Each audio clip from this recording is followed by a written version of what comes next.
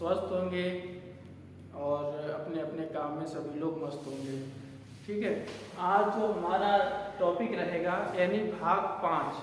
ठीक है, आज भाग 5 में हम भारत के संविधान के जो प्रश्न है ना उन पर चर्चा करते हैं। ठीक है, तो जिसमें हमने अभी तक अपनी 4 भाग बना चुके हैं और हर भाग में हमने 5 प्रश्नों को डाला है जो कि बहुत ही इम्पोर्टेंट प्रश्न हैं जो हर क्षेत्र के एग्जाम में आते हैं। ठीक है, तो चलिए शुरू करते हैं हम प्रश्न संख्या 21 से। ठीक है, तो आज का जो हमारा पहला प्रश्न है वो है केंद्र में द्वैध शासन किस अधिनियम के अंतर्गत स्थापित किया गया। ठीक है, तो पहले तो आप ये समझने की कोशिश कीजिए कि ये द्वैध शासन क्या है। यानी द्वैध शासन का मतलब होता है कि 2 राज्य और 1 राज्य। ठीक है, उसी को बोला जाता है द्वैध शासन। ठीक है, ये इसका मतलब होता है 2 राज्य और 1 राज्य। आज के यानी वर्तमान समय में हम इसको बोल सकते हैं कि 2 शासन करने वाले और 1 सत्ता। ठीक है, तो ये कब स्थापित किया गया था, यानी जो इसकी स्थापना हुई थी कब हुई थी और किसमें हुई थी। ठीक है, तो जो केंद्र में हुई थी, केंद्र में द्वैध शासन, ठीक है, किस अधिनियम के अंतर्गत स्थापित किया गया था, तो ये हुआ था भारत सरकार अधिनियम 1935 में। कब हुआ था, इस अधिनियम को स्थापित किया गया था भारत सरकार अधिनियम 1935। इसका जो सही आंसर रहेगा भारत सरकार अधिनियम 1935 और जो हमारा गलत आंसर है वो भारत सरकार अधिनियम 1919। ये हमारा गलत आंसर है। ठीक है, अब हम आगे प्रश्न की तरफ चलते हैं। ठीक है, निम्नलिखित में से किस अधिनियम के अंतर्गत, ठीक है, निम्नलिखित में से किस अधिनियम के अंतर्गत भारतीय विधान परिषद बजट बहस करने की शक्ति प्राप्त हुई है। ठीक है, इसमें भी मतलब ये है कि ये अधिनियम आ रहा है।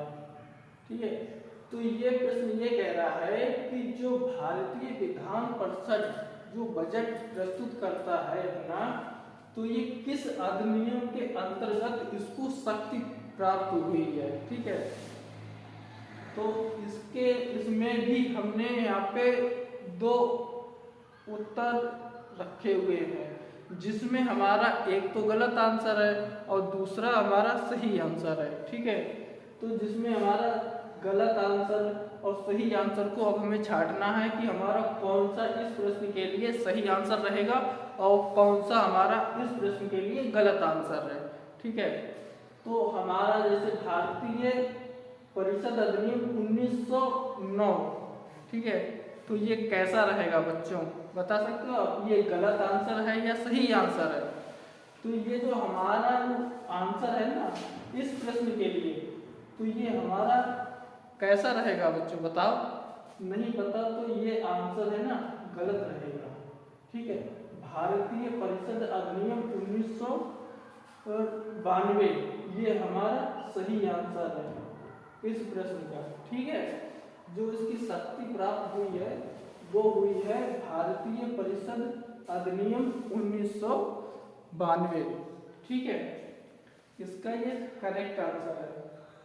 अब हम चलते हैं अगले प्रश्न की तरफ। ठीक है, जैसे कि हमारा ये प्रश्न, निम्नलिखित में से किस अधिनियम कोलकाता में सर्वोच्च न्यायालय की स्थापना का प्रावधान किया गया था। यानी इस प्रश्न ये कहना चाहता है जो कोलकाता में सर्वोच्च न्यायालय यानी जो हमारा सबसे ऊंचा न्यायालय है उस न्यायालय की स्थापना का प्रावधान किया गया था। कब और किस अधिनियम के अंतर्गत। ठीक है, तो ये कोलकाता जो सर्वोच्च न्यायालय है हमारा पहला जो न्यायालय है सर्वोच्च न्यायालय वहीं पर है। ठीक है, तो इसमें भी हमारे एक सही आंसर है और दूसरा हमारा गलत आंसर है। ठीक है, पित्त का भारत अधिनियम 1784, क्या आप सभी स्टूडेंट बता सकते हैं इसमें ये इन दोनों में से कौन सा सही है कौन सा गलत है? तो इसमें मित्रों, दोस्तों, भाइयों, इसमें जो हमारा सही आंसर रहेगा वो रेगुलेटिंग एक्ट 1773, यानी जो इसका प्रावधान किया गया था, तो रेगुलेटिंग एक्ट 1773, ठीक है, जो इसकी स्थापना का प्रावधान किया गया था। ठीक है, रेगुलेटिंग एक्ट 1773 ये करेक्ट आंसर है। अब हम चलते हैं अपने अगले प्रश्न की तरफ। ठीक है, प्रश्न नंबर 24, भारतीय विधान पालिका प्रथम बार द्विसदनीय बनाई गई कब? ठीक है, तो इसमें मतलब यह है, द्विसदनीय का मतलब होता है कि दो सदनों वाली। ठीक है, इसमें हमारा जो सही आंसर और इसमें गलत आंसर, इसमें दो आंसर दिए गए हैं। ठीक है, एक तो हमारा सही आंसर है और दूसरा हमारा गलत आंसर है।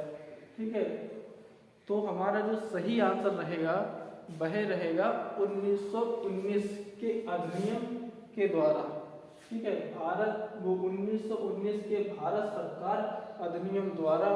ठीक है, ये द्विसदनीय वाला है, द्विसदनीय। ठीक है, इसका जो करेक्ट आंसर सही आंसर है 1919 के भारत सरकार द्वारा। अब हम अपने अगले प्रश्न और लास्ट प्रश्न की तरफ बढ़ते हैं। राष्ट्रपति की अध्यादेश निर्गत करने की शक्ति प्रेरित है किस अधिनियम में? ठीक है, तो जो राष्ट्रपति होते हैं तो उनकी जो अध्यादेश निर्गत करने की जो शक्ति है वह भारत सरकार अधिनियम 1935। ठीक है, इसको जो हम शक्ति है ना, ये शक्ति भारत सरकार के अधिनियम 1935 में है। ठीक है, आज के हमारे जो 5 प्रश्न थे ये संपूर्ण हो चुके हैं और भाग 5। ठीक है, आप सभी दोस्तों, मित्रों और सभी स्टूडेंटों से अगर आप हमारी वीडियो अच्छी लगी है तो प्लीज़ लाइक कीजिए और चैनल पे अगर नए हैं तो मेरे चैनल को सब्सक्राइब भी कर लीजिए, study with Shivam sir. Okay, धन्यवाद।